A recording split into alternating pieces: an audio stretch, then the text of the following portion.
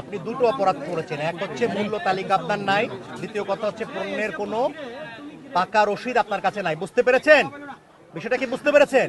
এর পরের বার এই বিষয় দুইটা আপনাকে নিশ্চিত করতে হবে, ঠিক আছে? প্রথমবার আমরা সতর্কতামূলক আপনাকে 2000 টাকা অর্থদণ্ড করব। আপনার রিসিট তো আমি পরে জানতে যাবো। আমি জানি যে রিসিট আপনি দেখাতে পারবেন না। আগে তো মূল্য তালিকা থাকতে হবে সবার আগে।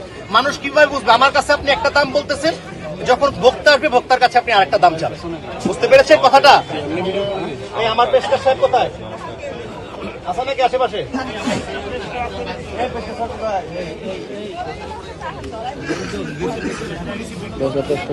তো শেষ হয়ে গেছে 1150 1100। আচ্ছা ঠিক আছে, আমাকে একটু বামরুম খেজু একটু রিসিপ্টটা দেন।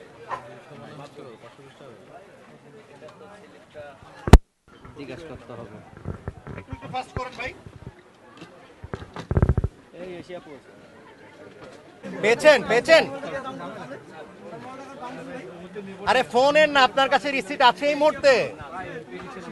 যাই হোক, তার মানে আপনার এখন যেহেতু আমরা আসছি, আপনি দুটো অপরাধ করেছেন। এক হচ্ছে মূল্য তালিকা আপনার নাই, দ্বিতীয় কথা হচ্ছে পণ্যের কোনো পাকা রসিদ আপনার কাছে নাই। বুঝতে পেরেছেন বিষয়টা? কি বুঝতে পেরেছেন?